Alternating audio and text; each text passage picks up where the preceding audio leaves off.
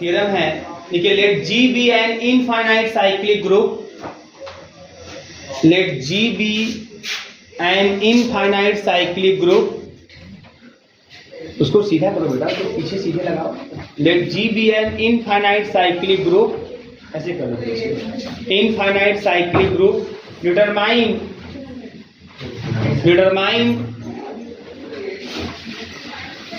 Automorphism group AUTG, automorphism group, comma the group of all automorphism of G, the group of all automorphism of G,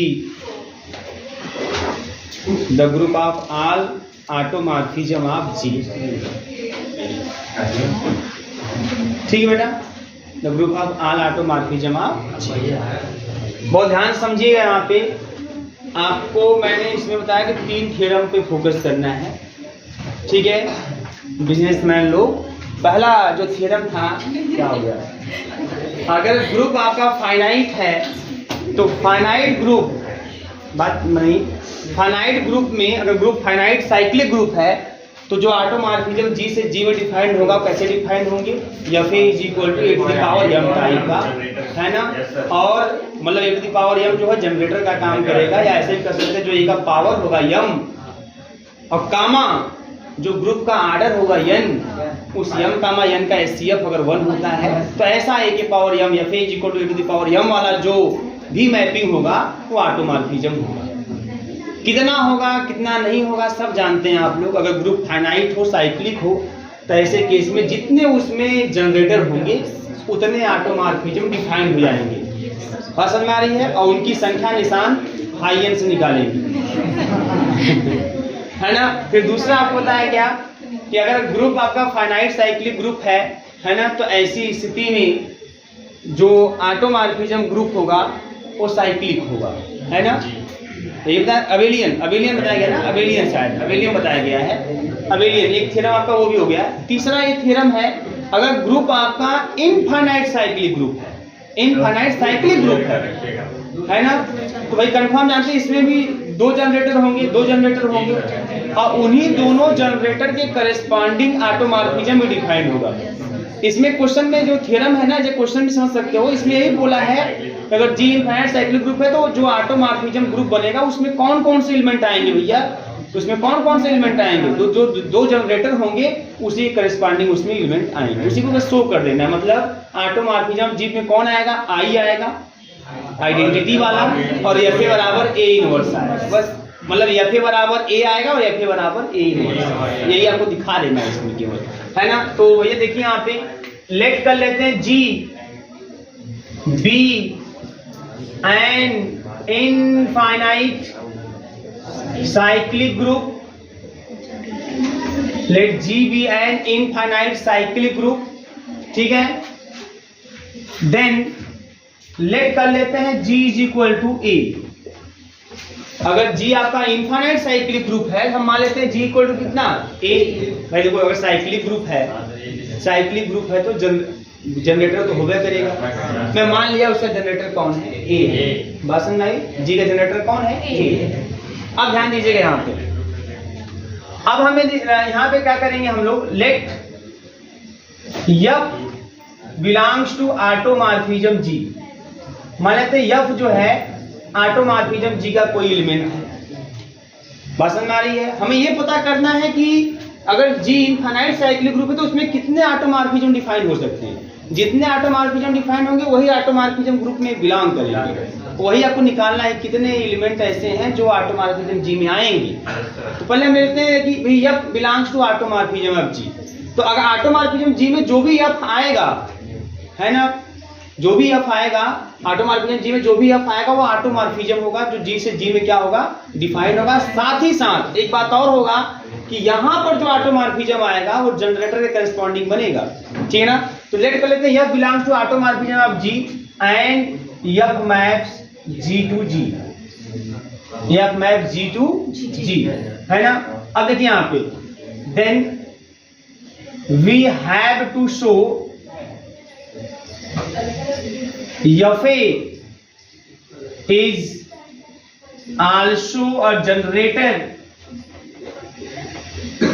generator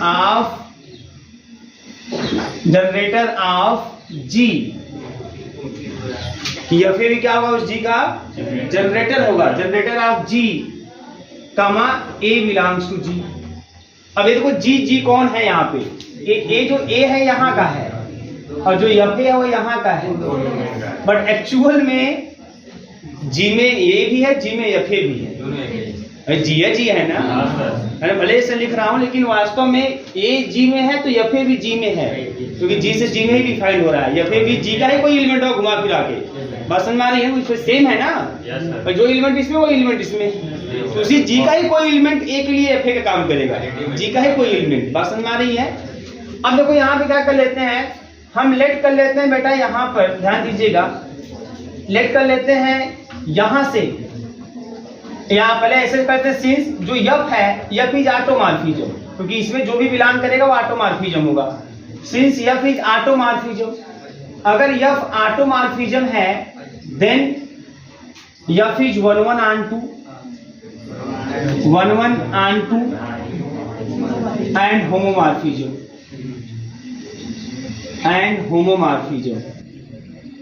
since f is onto, then if कोई अगर हम y इस g से ले लेते हैं, y belongs to, या इसी g से ले लेते हैं, y belongs to g, ये डोमेन वाला,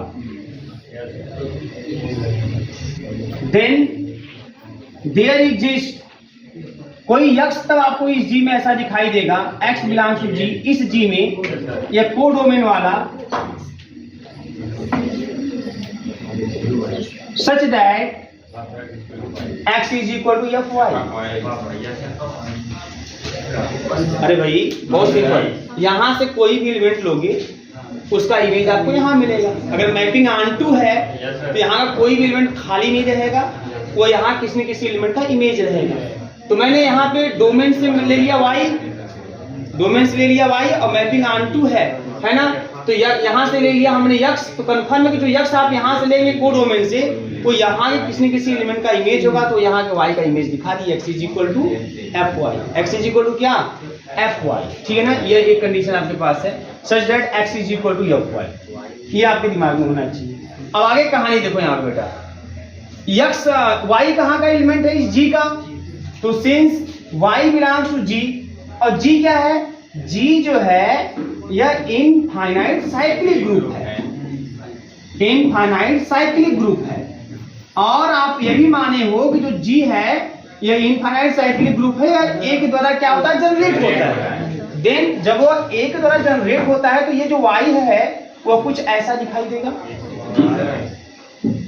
अरे भाई g साइक्लिक ग्रुप है, उसका जनरेटर A है, तो G में कोई भी एलिमेंट लोगे वो A की पावर के रूप में ही दिखाई देगा। तो ये Y मैंने कहाँ लिया है, G में, डोमेन में, यहाँ लिया हुआ है, तो यहाँ पे कोई भी एलिमेंट लोगे X Y Z, कुछ भी एलिमेंट इसमें मानोगे कि ये एलिमेंट इसमें है, तो ये तो है साइक्लिक ग्रुप, इसका जनरेटर आपने A मान लिया पहले ही, तो इसका जनरेटर आपने अगर A मान लिया है, साइक्लिक ग्रुप है, तो कंफर्म है कि यहाँ कोई भी एलिमेंट अगर आप देखोगे A के पावर के रूप में ही दिखाई देगा।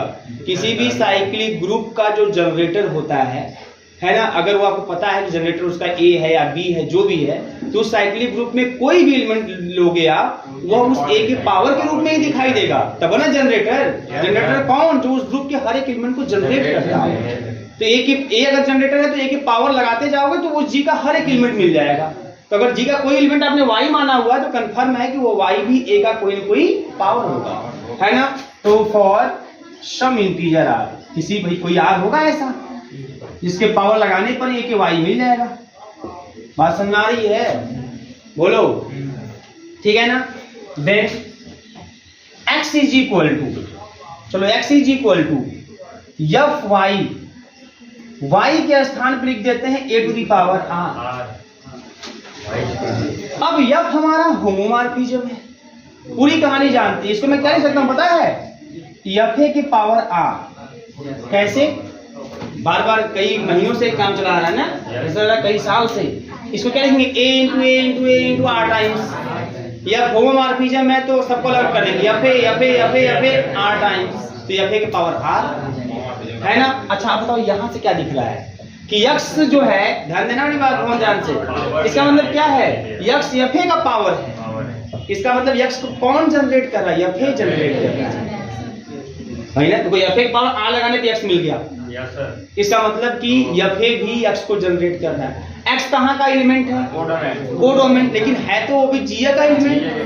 इसका मतलब जी के एलिमेंट को यफे भी जनरेट कर रहा है। बात समझ नहीं ना? दिस शोज दैट, ये जो रिजल्ट है equation number 2, this shows that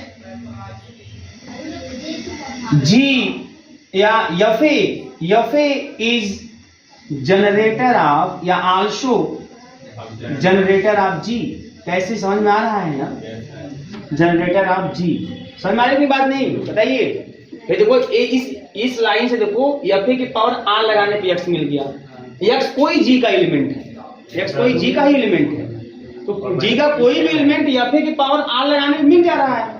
इसका मतलब यफे के द्वारा वो जनरेट हो रहा है। इसका मतलब जो जी का एलिमेंट है वो यफे के द्वारा जनरेट हो रहा है। इसका मतलब जी का जनरेटर यफे है, जी का जनरेटर यफे है। लेकिन एक बात तो कंफर्म है कि जी हमारा इनफाइनाइट साइक्लिक ग्रुप है, और हम जानते हैं कि इनफाइनाइट साइक्लिक ग्रुप में 2 ही जनरेटर है। बात सुन आ रही है? एक तो जनरेटर आपने ए मान लिया है, तो दूसरा जनरेटर क्या होगा? ए इनवर्स होगा। बड़ी बात ध्यान समझिएगा। इस लाइन से कंफर्म हुआ कि जी को यफे भी जनरेट कर रहा है।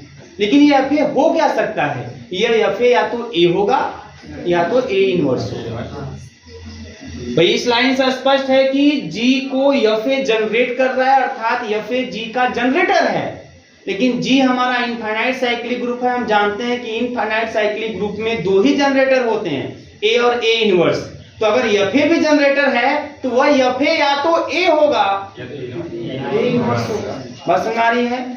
तो since G is infinite cyclic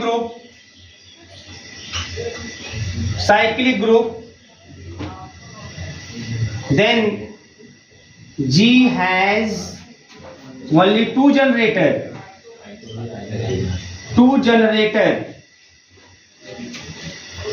कौन कौन? नेमली क्या क्या नाम है उनके भाई? या तो ए होगा या तो ए इनवर्स होगा। ये होंगे, है ना भाई। जी अगर इनफाइनाइट साइक्लिक में 2 ही जनरेटर होते हैं, ए मान लिया हूं तो ए इनवर्स उसका जनरेटर है ना, है ना। 2 ही जनरेटर होंगे, 2 ही जनरेटर। ए अगर मान लिए हैं आप जनरेटर तो दूसरा वाला ए इनवर्स। बात समझ में आ रही है? 2 ही जनरेटर होते हैं। जैसे सेट ऑफ इंटीजर में कौन कौन जनरेटर है? 1 और माइनस। ए बराबर 1 तो ए का इनवर्स मतलब -1। बात समझ में आ रही है ना? 2 ही जनरेटर। तो इसका मतलब दैट इज, तो ये जो यफे जो जनरेटर के रूप में काम कर रहा है, यह यफे इज इक्वल टू ए और यफे is equal to A inverse. यही होगा। यफे इज इक्वल टू ए, यफे is equal to A inverse. अब बताओ यफ है क्या? ऑटोमॉर्फिज्म। यफ क्या है? ऑटोमॉर्फिज्म। तो आप देख रहे हैं वो यफ जो आपको मिल रहा है वो 2 ही रूप में मिल रहा है, या तो यफे बराबर ए मिल रहा है या यफे बराबर ए इनवर्स मिल रहा है। 10 आप लिख सकते हैं 10 automorphism G is equal to यफे बराबर ए एंड यफे बराबर ए इनवर्स। गधा का पेड़। यफे बराबर ए इनवर्स, और ए जो है वो जी का एलिमेंट है, या that is automorphism G is equal to, या तो भाई ए क्या आइडेंटिटी, या तो आइडेंटिटी होगा या तो यफे बराबर ए इनवर्स होगा। बात समझ में? इसका मतलब यह भी कह सकते हैं कि ऑर्डर ऑफ ऑटोमॉर्फिज्म जी जो होगा, ऑटोमॉर्फिज्म जी जो होगा वह 2 होगा। उसमें 2 ही एलिमेंट है। मेरी बात समझ में आ रही है? देखो बहुत सिंपल। जी हमारा इनफाइनाइट साइक्लिक ग्रुप है। अगर जी हमारा इनफाइनाइट साइक्लिक ग्रुप है तो ऐसे केस में आपको इसमें यह दिखाना था कि उसमें 2 जो जनरेटर होंगे उसी 2 जनरेटर करस्पॉन्डिंग ही ऑटोमॉर्फिज्म डिफाइन होगा। तो हमने कुछ नहीं यहाँ पे किया हुआ है। F map G to G mapping, वो यफ हमारा ऑटोमॉर्फिज्म है तो 1 1 होगा, 2 होगा। तो कोई भी अगर एलिमेंट आप यहाँ लेंगे तो उसके करस्पॉन्डिंग कोई ना कोई एलिमेंट यहाँ जरूर मिलेगा जिसका इमेज आपको यहाँ दिखाई देगा। क्योंकि ऑन2 है ना, कोई खाली नहीं होगा, यहाँ का हर एलिमेंट यहाँ किसी न किसी एलिमेंट का इमेज होगा। तो मैंने यहाँ y मान लिया तो कंफर्म है कि यहाँ कोई x होगा जो उस y का क्या होगा, इमेज होगा। तो x बराबर fy, x कहाँ का एलिमेंट है, g का एलिमेंट है, g हमारा साइक्लिक ग्रुप है, उसका जनरेटर a है, तो कंफर्म है कि x जो है वो a की पावर के रूप में दिखाई देगा। तो x = a to the power r मान लिया। फिर चूंकि x = fy भी है, तो ऐसे केस में y की जगह पे y = a की पावर r मान लिया, तो y g का एलिमेंट है। तो जैसे ही आप y का स्थान पे a की पावर r रखेंगे, f a की पावर r, चूंकि f होमोमॉर्फिज्म है तो आप ऐसे भी लिख सकते हैं। ये लाइन शो करेगा कि x को f a भी जनरेट कर रहा है, बट यह x को जो जनरेट कर रहा है f a वो g का जनरेटर बन जाएगा। लेकिन g हमारा इनफाइनाइट साइक्लिक ग्रुप में 2 ही जनरेटर होगा करते हैं। किसी भी इनफाइनाइट साइक्लिक ग्रुप में 2 ही जनरेटर होते हैं, या तो fa बराबर मतलब या तो a होगा और a इनवर्स, 2 ही जनरेटर होंगे। तो ऐसी स्थिति में पीछे चल जाओ, ऐसी स्थिति में जो है वही लिखा गया है कि भाई जी इनफाइनाइट साइक्लिक ग्रुप में 2 ही जनरेटर होंगे, a और a इनवर्स। ऐसी स्थिति में जो fa जनरेटर है वो या तो a के बराबर होगा या तो a इनवर्स के बराबर होगा। बात समझ में आ रही है? तो अगर a और a इनवर्स के बराबर हुआ तो ऐसे स्थिति में जो ऑटोमॉर्फिज्म g होगा उसमें आइडेंटिटी और fa बराबर a inverse 2 he automorphism belong करेंगे। इसका मतलब ऑर्डर ऑफ ऑटोमॉर्फिज्म = 2। नोट कर लीजिए इसे आप, उसे सब जानते थे आप पहले से ही, बस आप बोल नहीं रहे थे। नोट कीजिए। हम आपके सिलेबस के अकॉर्डिंग नेक्स्ट टॉपिक की ओर बढ़ते हैं, है ना। कैरेक्टरिस्टिक सब group.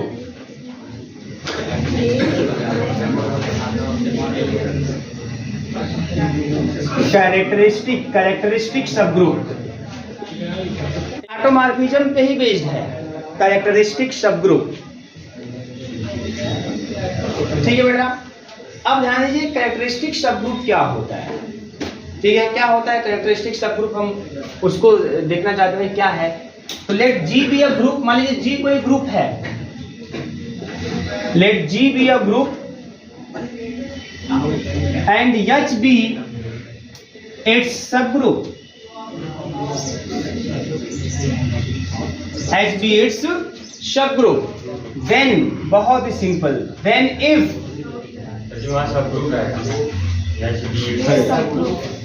It's subgroup, then if यदि F H is contained or equal H, कहीं कहीं किताबों में एफ एच बराबर एच भी लिखा होगा, बात समझ में आ रही है। कहीं किताब में एफ एच बराबर एच भी लिखा होगा, पर कोई समस्या नहीं है, ये भी दोनों चलते हैं, कंटेंट आर इक्वल दोनों कंडीशन चलता है। और ऐसे अगर आप जैसे ये होता है ना कि नहीं हमको एकदम एग्जैक्ट लिखना है, एग्जैक्ट एक्चुअल में एफ एच बराबर एच ही हो। तो if F H is contained or equal H और जो एफ है F belongs to automorphism G, अगर ऐसा कंडीशन होल्ड हो रहा है then H is called characteristic subgroup.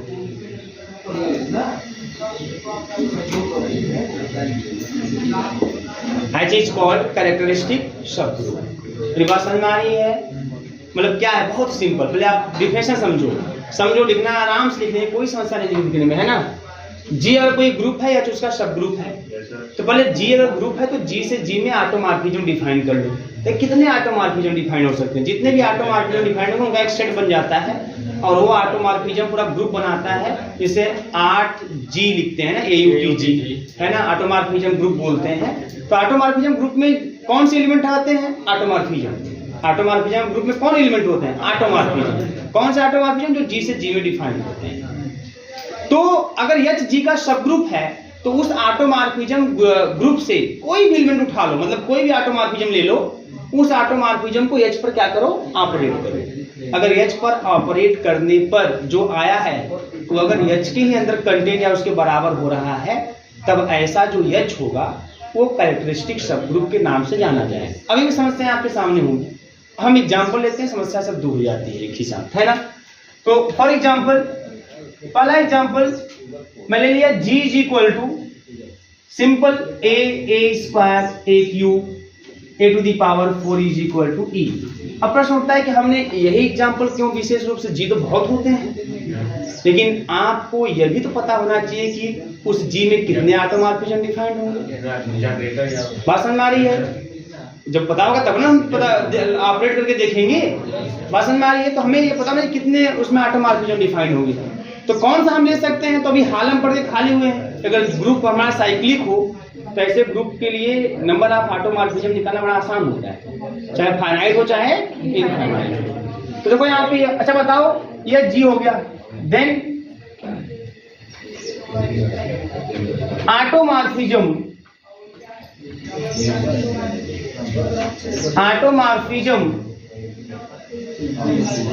F R, कौन कौन ऑटोमॉर्फिज्म को बताओ इसमें? एफ ए बराबर ए होगा, जो भी उसका जनरेटर कौन होगा बताया आप, जनरेटर कौन होगा, है ना। तो भाई इसका देखो, इस जी का आर्डर जो है वो 4 है, यही हमारा यन है। तो जो पावर होगा वो यम होगा, वो यम और यन का जो एचसीएफ होना चाहिए, है ना, वो 1 होना चाहिए। ठीक है, इस तरीके से या दोनों आपस में को प्राइम, दोनों आपस में को प्राइम होने चाहिए। तो 1 और 4 को प्राइम है, 2 और 4 को प्राइम नहीं है, 3 और 4 को प्राइम है, 4 और 4 नहीं है। तो एफ ए बराबर ए और एफ ए बराबर ए क्यू, यही दो ही बेटा ऑटोमॉर्फिज्म डिफाइन है। क्लियर है ना? ग्रुप हमारा साइक्लिक, इसमें 2 ही ऑटोमॉर्फिज्म डिफाइन होंगे। बात समझ में आ रही है? अब एक एच उसका सब ग्रुप ले लीजिए। तो मैंने एक सब ग्रुप ले लिया, ए और ई, ये सब ग्रुप है। ये क्या है? सब ग्रुप है। बात समझ में आ रही है? ये सब ग्रुप है। अब अगर ये सब ग्रुप के रूप में है, मान लीजिए एच क्या है, let H is equal to A comma E with the subgroup of G, है ना, इस तरीके से सब ग्रुप ऑफ जी। ये सब ग्रुप है कि नहीं है बताओ? क्योंकि देखो एच के सभी एलिमेंट इस जी के अंदर हैं और ये खुद ग्रुप बनाएगा। बात समझ में आ रही है? ये ई मतलब समझते हैं क्या है? ए स्क्वायर है, दिमाग में रखिएगा, ए स्क्वायर है। यहाँ ई किसके बराबर है? ए स्क्वायर के बराबर। किसके बराबर है? ए स्क्वायर के बराबर। क्लियर है? हाँ, आइडेंटिटी है ना, बस और क्या मतलब, ये भी आइडेंटिटी, ये भी आइडेंटिटी, लेकिन यहाँ पे जो ई है वो ए स्क्वायर के बराबर। अब इसको चेक करोगे पूरा ना, ये पूरा का पूरा क्लोजर एसोसिएटिव आइडेंटिटी के रूप में ई, आइडेंटिटी के रूप में ई, इनवर्स ए का इनवर्स ए ही होगा, ए गुणे ए करेंगे आइडेंटिटी आ जाएगा, और ई का भी इनवर्स ई ही होगा। तो ये पूरा ग्रुप बनाएगा। ऐसे समझो, पहले उसे छोड़ो कहानी, ये पूरा ग्रुप बनाएगा। और जो इसमें है, इसमें क्या है? ए और ई है। क्या इसमें भी ए और ई है? हाँ है। बात समझ में आ रही है? तो ये इसका सब ग्रुप हो गया। लेकिन क्या ये कैरेक्टरिस्टिक सब ग्रुप होगा? तो अगर बेटा अगर ये कैरेक्टरिस्टिक सब ग्रुप होगा तो एफएच बराबर ये F H is contain or equal ले जाना चाहिए। अभी कैसे ऑपरेट करेंगे वो ध्यान समझिएगा। नाउ चेक करते हैं बेटा एफएच अभी कैसे लगाएंगे, ध्यान देना यहाँ पे। तो एच हमारा यही है ना, तो ये जाएगा एफ ए और एफ ई। एफ को एच पे लगाएंगे तो एच में क्या है? ए और ई है। तो एफ को लगाएंगे एच पे तो कैसे लगेगा? दो उसके हर एलिमेंट पे लग जाएगा। अब बताओ क्या आएगा? F A. बात समझ में आ रही है? अब एफ ए कौन सा एफ मैं लिया हूं? चलो इसको मैं F1 बोल देता हूं। इसको क्या बोलता हूं? 2 ऑटोमॉर्फिज्म है ना, 2 ऑटोमॉर्फिज्म है। तो बस पहले मैं पहले को चेक करता हूं। जितना ऑटोमॉर्फिज्म है सबको ये कंडीशन होल्ड करना होगा। तो पहले को चेक करता हूं, F1 वाले को। तो F1 ए F1 ई। तो F1 कैसे ए पे काम कर रहा है? ए दे रहा है ना, यही लिख देता हूं, ए दे रहा है, और ई पे भी काम करेगा तो ई देगा। तो एच आ गया कि नहीं आ गया? इक्वल वाला कंडीशन होल्ड कर गया, है ना। अब मतलब ये कंडीशन होल्ड कर गया, इसका मतलब अच्छा दूसरा वाला भी चेक कर लो। जितने ऑटोमॉर्फिज्म डिफाइंड हो सबको ये कंडीशन होल्ड करना होगा। वो ध्यान समझिएगा, सबको ये कंडीशन होल्ड करना होगा। तो ऐसे केस में F2 एच पे लगा दो तो F2A F2E। अब प्रश्न उठता है हमारा F2 कैसे काम कर रहा है? तो F2 जब A पे लग रहा है तो A क्यूब दे रहा है। तो F2 जब A पे लगेगा तो A क्यूब देगा, और F2 जब E पे लगेगा तो E क्यूब देगा, मतलब E देगा। ये तो कंफर्म है। अब बताओ बेटा कि ये जो F2H है, अच्छा एक चीज और ध्यान देना बेटा, यहाँ पे एक चीज और है ना। अब ये जो A क्यूब है इसको क्या लिख सकते हैं? ए स्क्वायर ए लिख सकते हैं और ई लिख सकते हैं। मतलब ए का मतलब आइडेंटिटी, तो ये भी ए का मान ई आया, ये भी ए का मान। इसका मतलब ये भी किसमें कंटेन करेगा? कंटेंट का ये भी बराबर है पूरा, बराबर H। तो जितना भी ऑटोमॉर्फिज्म डिफाइंड हुआ इस जी में, वो सभी ऑटोमॉर्फिज्म जब H पे ऑपरेट किए तो इक्वल टू H आ गए। मैंने बोला ना कि कंटेंट आर इक्वल H लिखते हैं, बट मेन जो होता है वो इक्वल वाला ही होता है ना।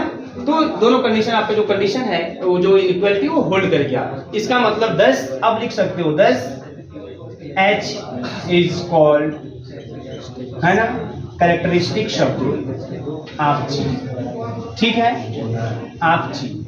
रिवर्स में आ रही है। अच्छा, अब एक ऐसा भी एग्जांपल होना चाहिए जहां पे नहीं होल्ड हो पाता, ऐसा एक एग्जांपल होना चाहिए आपके पास। उसको जानने के लिए मैं एक स्पेशल एक ग्रुप को डिफाइन करने जा रहा हूं, है ना। नोट में एक पहले ग्रुप में समझा दूं तब एग्जांपल दूं। तो ये तो है कि जो यहाँ होल्ड कर जाएगा, वैसा एग्जांपल मैंने दे दिया। ऐसे आप तमाम एग्जांपल बना सकते हो, आराम से देख सकते हो, और मैं आशा करूंगा आप देखेंगे घर पे जाके। अब ऐसा कोई ग्रुप लेते हैं, ऐसा कोई सब ग्रुप लेते हैं, है ना, कि भाई ग्रुप के जितने भी ऑटोमॉर्फिज्म डिफाइंड हो वो ये कंडीशन होल्ड ना करते हो, ऐसा कोई लेते हैं। बस समझ आ रही है। तो ऐसी स्थिति में बेटा क्या करेंगे हम लोग, एक ग्रुप मैं यहां लेता हूं, है ना, क्लेंस 4 ग्रुप,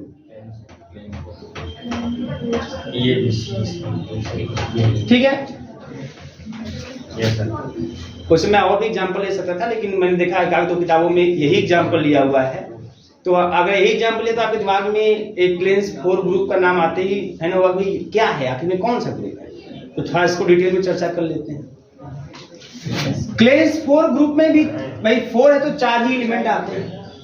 आइडेंटिटी होता है, ए होता है, बी होता है, ए बी होता है, ये 4 एलिमेंट होते हैं। अब कुछ कंडीशन होते हैं, इसमें कुछ कंडीशन होते हैं। ए स्क्वायर बराबर ई होता है, बी स्क्वायर बराबर ई होता है, ए बी बराबर बी होता है।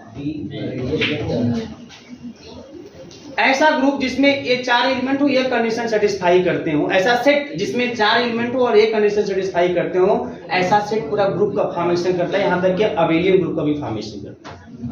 किसका फॉर्मेशन करता है? पूरा अबेलियन ग्रुप का फॉर्मेशन करता है। बात समझ में आ रही है?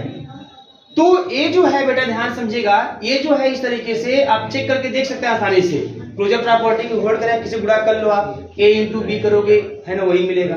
a इंटू ए बी करोगे तो a स्क्वायर b मिलेगा, और a स्क्वायर जगह e कर देंगे, e इंटू बी मिलेगा, bm मिलेगा, जो कि इसमें है। तो किसी भी दो का गुणा कीजिए, इस कंडीशन को होल्ड कराते हुए करिए, आप देखेंगे कि किसी भी दो का गुणा करने पर रिजल्ट किसी का एक एलिमेंट आएगा। पसंद में आ रही है? एसोसिएटिव प्रॉपर्टी होल्ड करेगा, आइडेंटिटी साफ साफ दिख रहा है ना, क्योंकि अभी आपका उम्र है, आराम से दिख रहा होगा आपको साफ साफ, कोई समस्या नहीं। इनवर्स की बात करें, आइडेंटिटी का इनवर्स आइडेंटिटी होगा, ए का इनवर्स ए ही होगा, क्योंकि जैसे ही ए में ए का गुणा करेंगे ए स्क्वायर हो जाएगा, ई हो जाएगा, आइडेंटिटी मिल गया। तो ए का इनवर्स ए ही, ये जो ए स्क्वायर डिफाइन है, हाँ, ए कंडीशन होल्ड करेगा तब ये ग्रुप बनाएगा। ये जो सेट में इस 4 एलिमेंट हैं, है ना, with these condition, in condition के साथ ही वो ग्रुप बनाएगा, अदरवाइज ग्रुप नहीं बन पाएगा। कॉलेज में पूछा था, इसके बारे में कंप्लीटली नॉलेज नहीं थी, ठीक है ना। तो अब बी गुणे बी करेंगे, बी स्क्वायर आइडेंटिटी मिल गया, तो बी का इनवर्स बी ही है, और ए बी का इनवर्स भी आपका ए बी ही है। ए बी गुणे ए बी करेंगे, ए स्क्वायर बी स्क्वायर मिल जाएगा, A square B square B E गुणे ई मतलब ई मिल गया। तो इसमें एक बहुत अच्छी बात ये भी है कि ये ऐसा भी ग्रुप है जिसका हर एक एलिमेंट स्वयं का इनवर्स होता है। ई का इनवर्स है, ए का इनवर्स है, बी का इनवर्स है, ए बी का इनवर्स है। बस में निशान है ना ये ग्रुप। तो ये ऐसे समझना है, एक सेट है जिसमें इस टाइप के 4 एलिमेंट हैं, और इस कंडीशन के साथ ही ये सेट जो है ग्रुप का फॉर्मेशन करेगा, जिसे क्लेंस 4 ग्रुप के नाम से जानते हैं। अब ये तो मान लीजिए सामान्य सी बात हो गई, क्लेंस 4 ग्रुप क्या होता है। अब यहाँ पे हमारा काम क्या है, यहाँ हम ऑटोमॉर्फिज्म पढ़ रहे हैं। अब चलिए हम इस क्लेंस 4 ग्रुप में ऑटोमॉर्फिज्म डिफाइन करते हैं और देखते हैं कितने ऑटोमॉर्फिज्म डिफाइन हो सकते हैं। बहुत ध्यान समझिएगा, और ये बड़ी अच्छी कहानी है, बहुत ध्यान समझिएगा कितने ऑटोमॉर्फिज्म इसमें डिफाइन होंगे। ऐसे इस सब ग्रुप में तो समझ में आ गया, साइक्लिक ग्रुप ये सब में, है ना। अब इसमें कितने ऑटोमॉर्फिज्म डिफाइन होंगे, आइए उसको देखते हैं, कितने ऑटोमॉर्फिज्म डिफाइन हो सकते हैं इस क्लेंस 4 ग्रुप में। बहुत ध्यान से, सबसे पहले बेटा देखो यहाँ पे ई है, तो एफ ही बराबर ई तो होगा करेगा।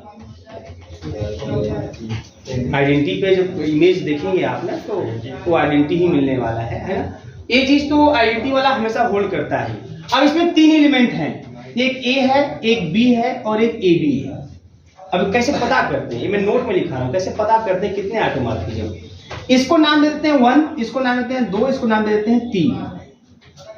एलिमेंट का नाम दे दिया, बात समझ में आ रही है। ए को मैंने 1 बोल दिया, बी को मैंने 2 बोल दिया, ए बी को मैंने 3 बोल दिया। अब हमारे पास एक ऐसा सेट हो गया जिसमें 3 एलिमेंट हैं, 1 2 3, इस तरह का सेट हो गया 1 2 3। तो कितने परमुटेशन बनेंगे? परमुटेशन भी एक 1 1 और 2 मैपिंग होती है, तो फैक्टोरियल 3 6 है ना।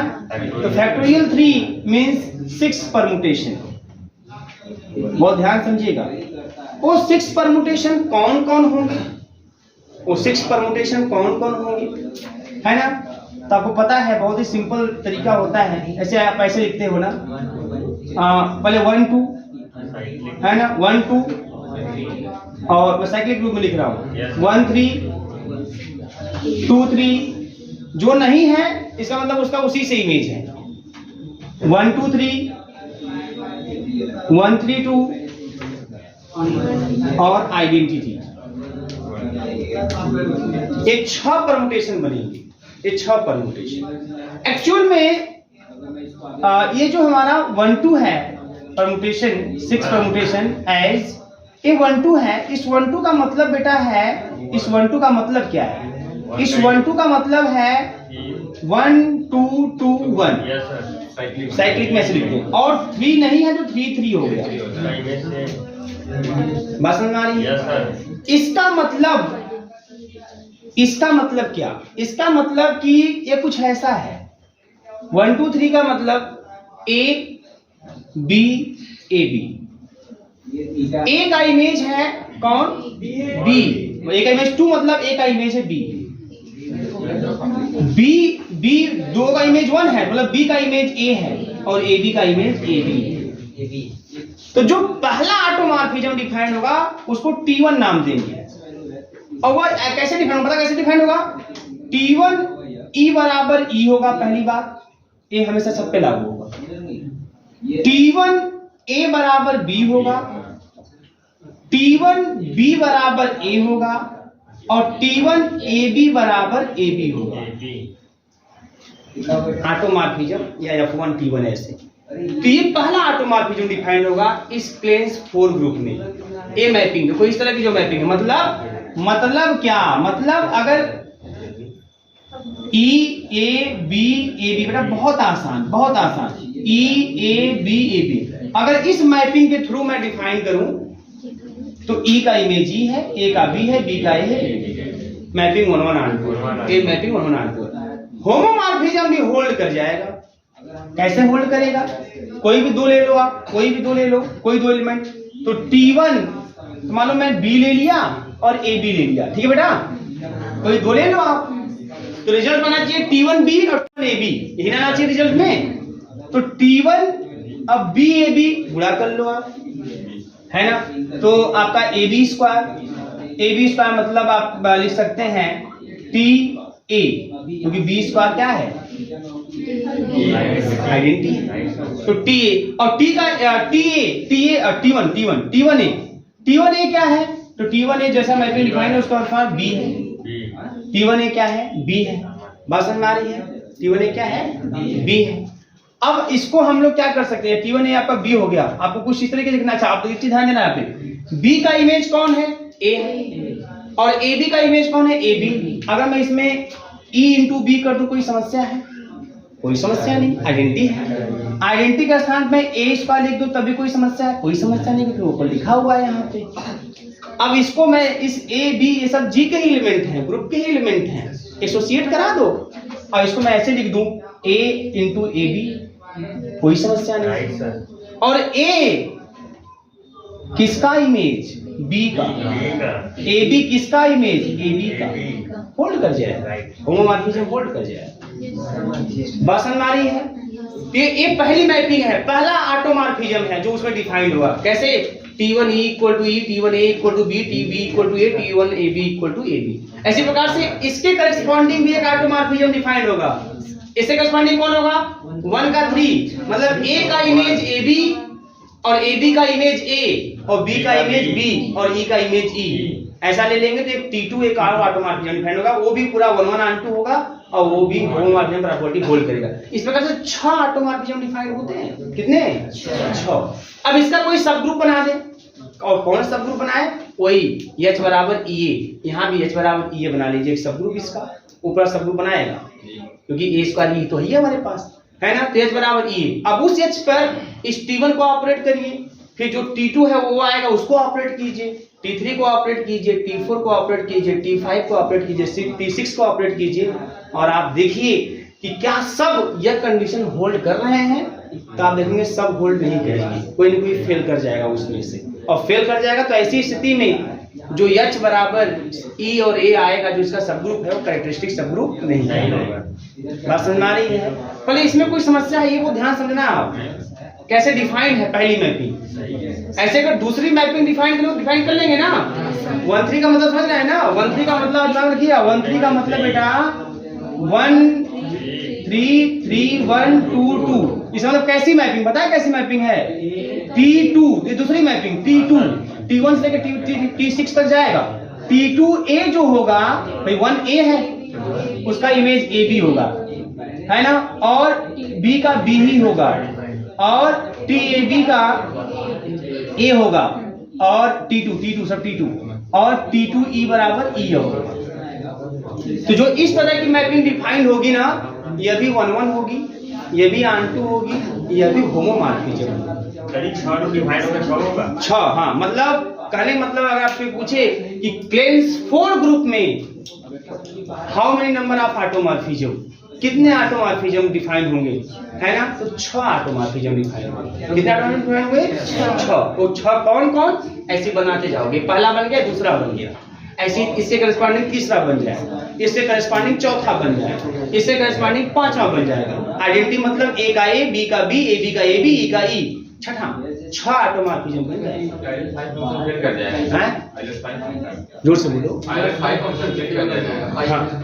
आइलेस 5 कहाँ लगाते हैं? आइलेस 5 फंक्शन साइक्लिक, यहाँ साइक्लिक की बात मैं कर रहा हूँ क्या? बोलिए, कंफर्म है ना? हाँ, डाउट नहीं होना चाहिए आपके पास, है ना। तो ये साइक्लिक ग्रुप की बात नहीं हो रही है, यहाँ जनरेटर की कोई बात ही नहीं है। बात समझ आ रही है? तो वो जो 5 वाला रूल है कब लगाएंगे? जब ग्रुप साइक्लिक हो और फाइनाइट होगा। तो फाइनाइट है ग्रुप है बट साइक्लिक, ठीक है ना, ये भी आपके पास नहीं है साइक्लिक। क्लियर है? कोई डाउट नहीं ना? तो ये 6 डिफाइन कर लेंगे ना, और मैं आशा करूंगा कि जैसे एक मैंने कर दिया है, शेष आप इस तरीके से कर करके देखेंगे। वैसे आपको नहीं पढ़ना है, ये आपको करके नहीं दिखाना है, बट क्लेम्स 4 ग्रुप अगर आएगा आपके सामने, आपको सब पता नहीं कैसे कौन कौन ऑटोमॉर्फिज्म, कैसे ऑटोमॉर्फिज्म। बात समझ आ रही है? अब छाप लीजिए।